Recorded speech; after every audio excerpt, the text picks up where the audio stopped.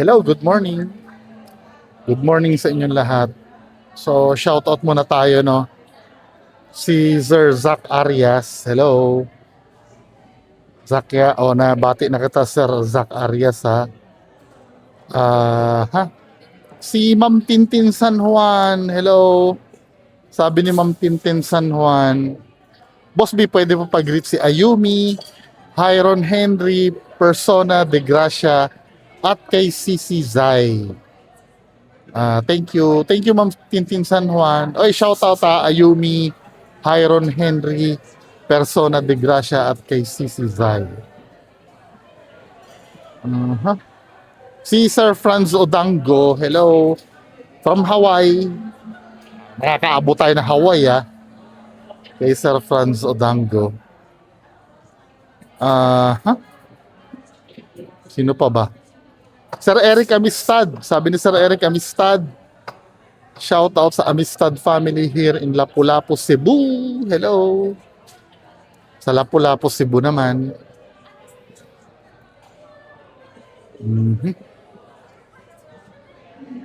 Sino pa ba? Hoy, Ma'am Sachi Dasi, thank you, ha. Pinadalhan ako ng pasalubong ni Ma'am Sachi Dasi tsaka yung asawa niya. Hello, salamat po, sir. Yung asawa ni Ma'am Sachi. Tsaka si Ma'am Sachi, hello. Tapos shoutout kay baby. Baby nila. Nanonood sa akin yung baby, yung maliit na bata eh. Kasi nasa TV ako. Nandun yung bata sa crib. Hello. Hello, baby. Sila yung pinuntahan namin nila, Sir Ed. So, proceed tayo, no? May re-react tayo dito na sinasagot ni AC Garage yung pagiging scripted daw ng mga delivery. At meron ditong video si Biker Drone naman, 'di ba? Na nagbe-breakdown ng mga di umano'y fake na dinidebunk, no? Raka natin mamaya yung fake na deliveries o scripted deliveries. Unahin muna natin itong dahilan ni Boy AC Garage doon sa pagiging scripted. Play natin. Grabe naman yung mga nag-iisip na scripted yung mga pumunta dito Foodpanda rider. Binlag ko lang naman yung kasi naawa ko sa mga Foodpanda rider na nalaban ng pata sa buhay. Tapos may mga nagpo-post pa na kesyo scripted daw, kesyo pakulo ko lang daw yun para matabunan yung issue. Hindi yun ganun eh. Binlag ko yun kasi naawa ko sa mga tao nagtatrabaho ng Ulit-ulit ka kasi. Alam mo yung kaka-explain mo, akala mo nakakatulong sa'yo yan, men. Nakukulili yung tenga ng mga tao. Ginagawa mong bobo yung mga tao. Dito ako sa public place. Ayun, nasa Starbucks kasi ako. Baka mamaya tinitingnan nila ako. Anyway, ginagawa mo kasing tanga yung mga tao, sir. Yung instead na ganito, naglatag sila Kaalaman. Di ba si Kaalaman naglatag na fake yung delivery. Tapos si Sir MG din, naglatag din ng mga quote-unquote patunay na fake yung deliveries mo. Di ba? Yun ang i-explain mo. Hindi yung naaawa. Paulit-ulit na lang yun eh. Kinukulili mo yung tenga namin. Di ba? To be fair naman, yung delivery mo ng McDonald's, naniniwala akong totoo yun. Pero hindi yun fake booking. Talagang pinadeliver nyo yun. Kasi kung mapapanood nyo yung video ko kahapon, kung mapapansin nyo, yung yung drinks ng McDo, 5. Saktong-sakto na 5 din sila doon sa Ang galing naman nung nag-fake booking. Alam kong ilan kayo doon sa bahay. 'Di ba? Yun yung ano, yun yung mga ano, tapos may nakahanda ng pambayad ano. Well, sabihin na natin, malay mo, hindi natin masabi na talagang piniki. Pero ang galing kasi ng pagkakataon na ano, ang galing ng pagkakataon na saktong-sakto yung delivery. Tapos yung marami, meron kang video na maraming food panda eh. Ito na-discuss ko rin ito kahapon. Yung mga food panda, wala namang pinapakitang dinideliver na pagkain yung mga yun eh. Kaya hindi ako naniniwala na ano talaga min eh, na totoo yung mga delivery na yun eh. Pero pag yung pa isa-isa katulad ng isang estudyante, mamaya no, ipi-play natin yung video ni Biker Drone. Madami kasi nag-forward sa akin ng video ni Biker Drone. Di ba, re-reactan natin isa-isa yung mga ano, yung mga di umano'y patunay na fake yung booking mo. Di ba? Yun lang naman ang sinasabi ko sa'yo. Tapos ang isa pang duda ko, nasabi ko rin kahapon, yung 4 na araw ka na nag-viral, 4 na araw ka na nag-viral, biglang suddenly, sabay-sabay sa isang araw, tuloy-tuloy yung booking. Na parang delay ata. 'Di ba? Parang delay, okay lang sana may after mo mag-viral no, after 1 day kinabukasan may nagpapa-deliver. Kasi kay Boy Dila ganun yung nangyari, 'di ba? Araw-araw meron. Ikaw isang araw andun lahat eh. Hindi naman natin alam no. Kaya lang syempre, sino pa ba maniniwala sa'yo? May history ka na rin kasi ng ano eh. Yung sinasabi mo, goods yung unit mo, tapos hindi naman, di ba? May batayan din naman, kumbaga may dahilan yung tao para hindi maniwala sa'yo. Tapos ito pa, gumawa ka pa ng title, scripted video daw. Ay, scripted daw. Ayan o, nakalagay sa baba. Scripted daw. Pero hindi ka naman nag-i-explain regarding do sa pagiging scripted. Sinasabi mo na naman na naaawa ka naman, na paulit-ulit mong sinasabi. Ano maayos na dinadamay nyo na wala namang kinalaman.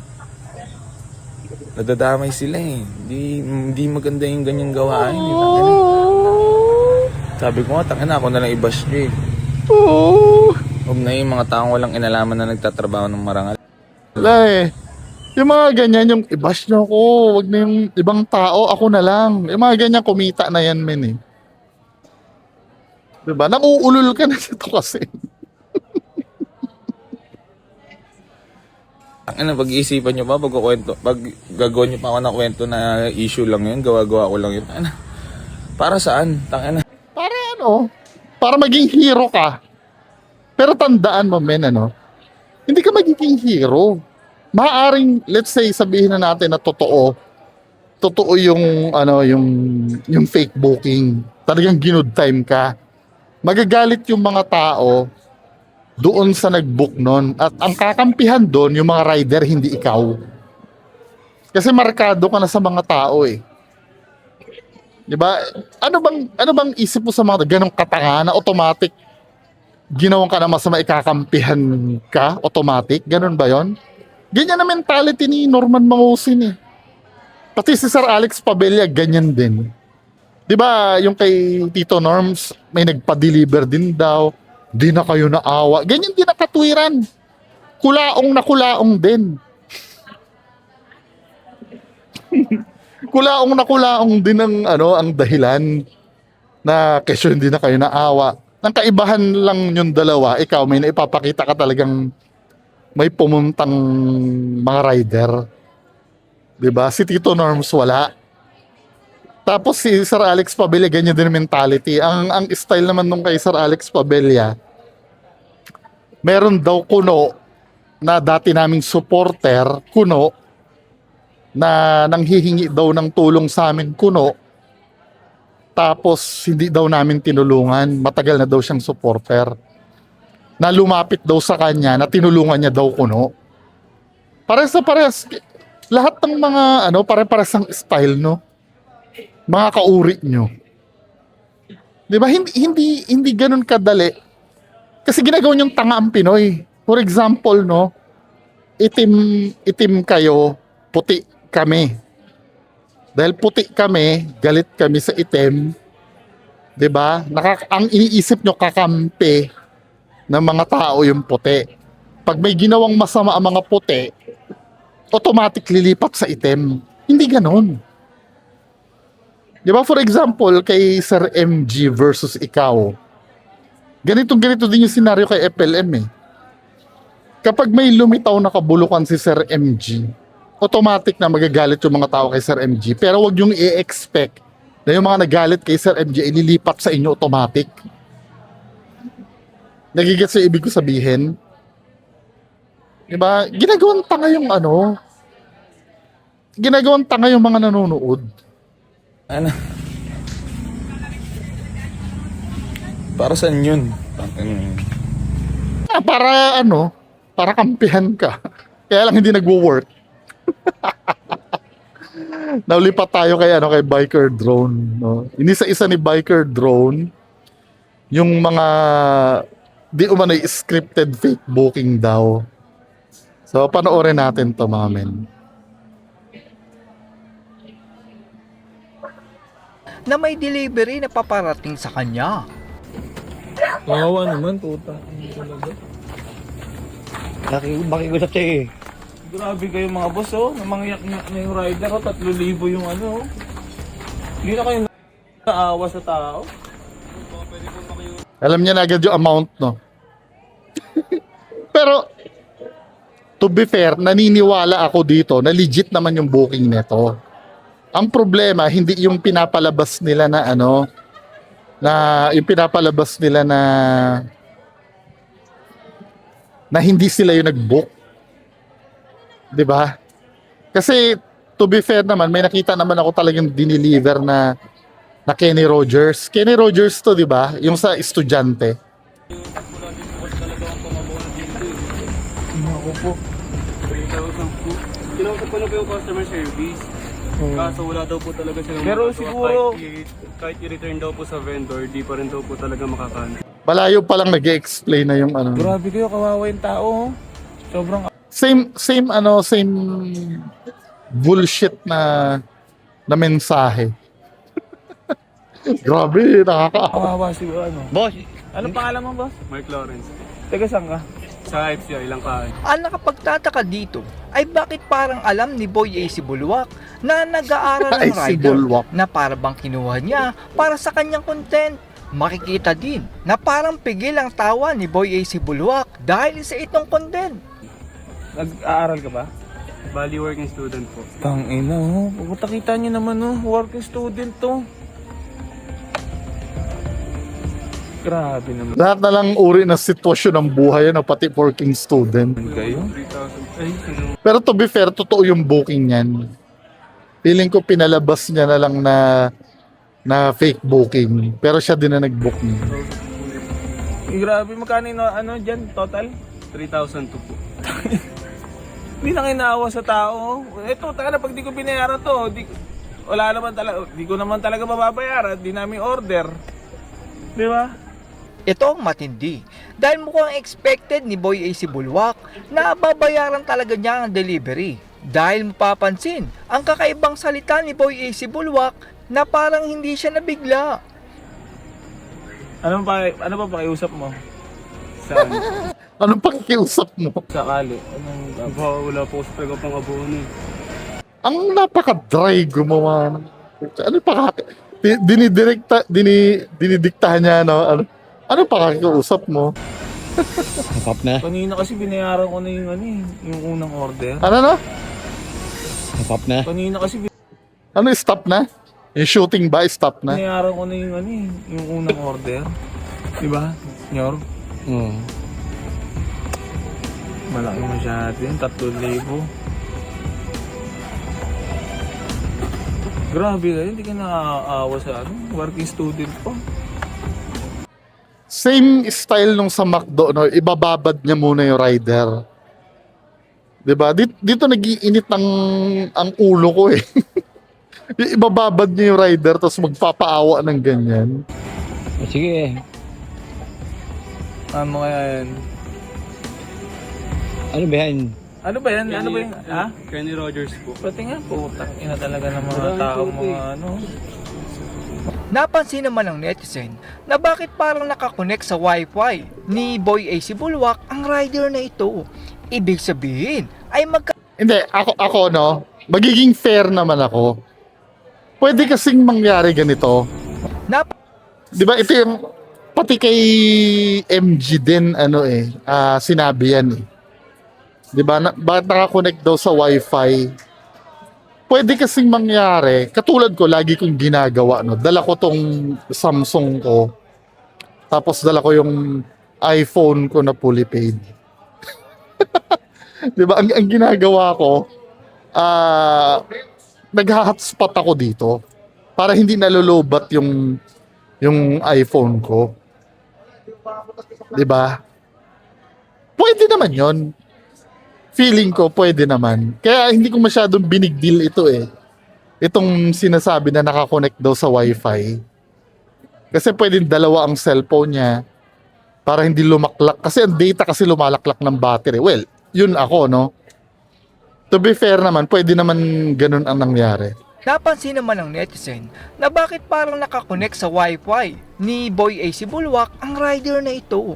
Ibig sabihin ay magkakilala sila at for the content ng vlog na ito. Dito talaga. Kaya lang, ang problem dito, hindi in-address ni AC to eh. Di ba nag-explain siya, ang dahilan niya na naman, same as dati na naawa lang ako sa mga rider. Di ba? Talaga naka-address to? Opo, ito po yung pinaka ano. May mga notes pa nga po sila ng mismong AC Garage. Ano number yan, Nyor? Yung Yun din pinaka- yung ano number po. na binlag kanina, Nyor? Oo. Yun yun? 73. Di ba? Same na number, may pinakitang number kanina na same number eh. Malamang kanila nga yan. Diba? So meaning, isang tao lang yan. Diba? Hindi yan, anong number niyan? 405340. Tingnan nga natin yung Kasi pinakita din yan number eh. 7340 yung dulo. Puntahan nga natin yung reels nito. Yung maraming nagpa-deliver na Food Panda. Asa na ba yun? Hanapin natin ha.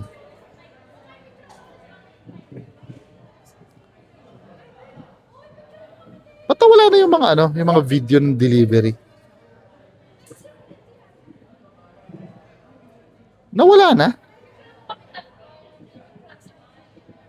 Ay, to, sorry, kala ko nawala na.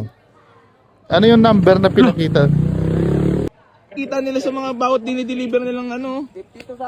Kasi ito, dito sa video na to, wala namang pinapakitang dinideliver to, maliban dito kay Kuya may tubig.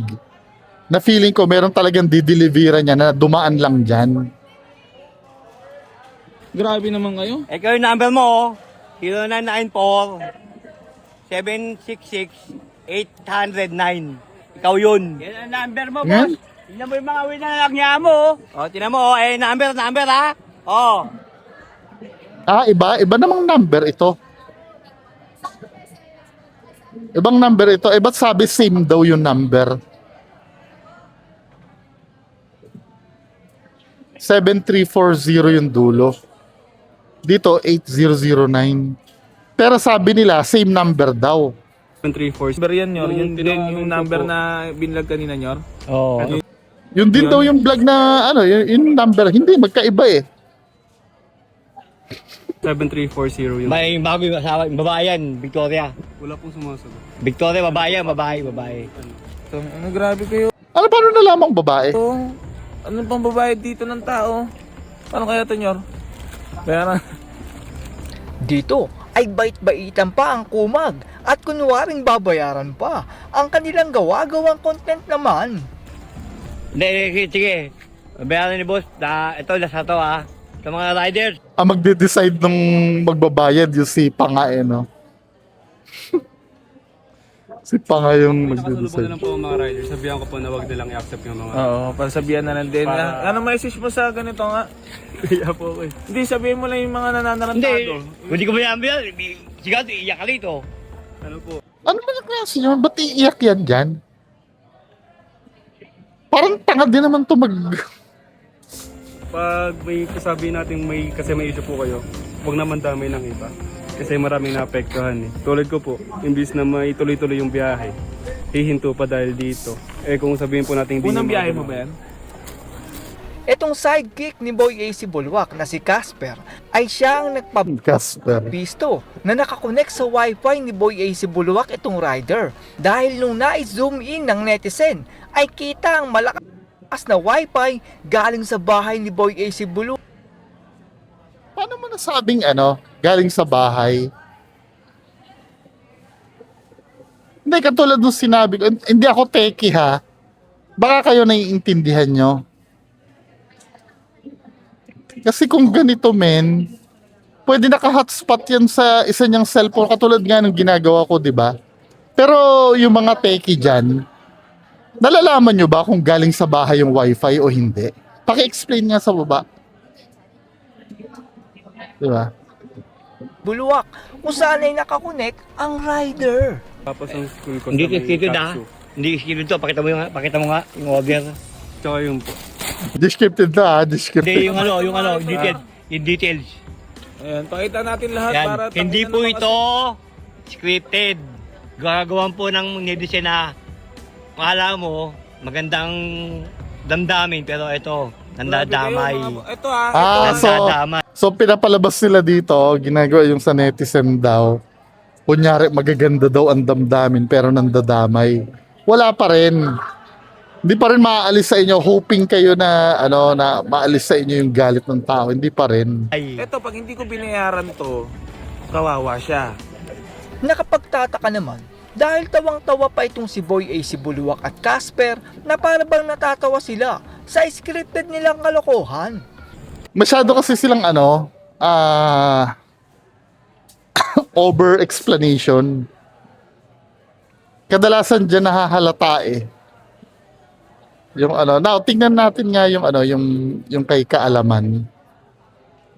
Or yung kay Sir MG muna. Hindi na ni Biker Drone ito eh. May lumitaw pang ibang patunay. Katulad nito, no? Yan. Yung dati niyang kliyente. Kaya sometimes feeling ko fake client ito eh. Yung mga ganyan eh. Tapos pag in-interview pa nila yan, nagtatanggol pa sa kanya yan, yung mga yan. Itong lalaking to, ito. I-ano natin dito sa kabila ha. Ito si tatay yan. Ito yung isa sa nag-deliver eh. Ayan oh. Diba? Same na same. Nung una, skeptic ako eh, pero talagang siya. Yung lawlaw ng muka, yung eye bag. Siya. Di ba? Meron pa ditong isa eh. Ito, tong wifi na to, pwede kasing pwede kasing yung katulad ng sinasabi ko, no? Anyway, tapos meron din naman kay Kaalaman naman.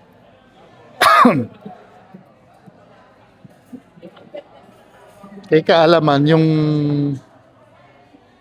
fake naman daw. Ito, fake scripted buyer naman daw. Ayan na naka-face mask. Pati yung bag, parehas, tsinelas. Diba? Isang babae naka-pink walk-in daw di umano mula Iloilo sa kanyang vlog na in-upload noong May 2025. Hindi kaya baka may repeat client. Ang system ngayon ay araw ng June 2 ay nakapagtatakang bagong vlog ay muling lumabas ang parehong buyer na iba na nga ang damit ngunit pareho ito ng chinela shades, face mask at ang dala niyang bag out of nowhere bumili ng kotse. Talagang di ba ka naman repeat client.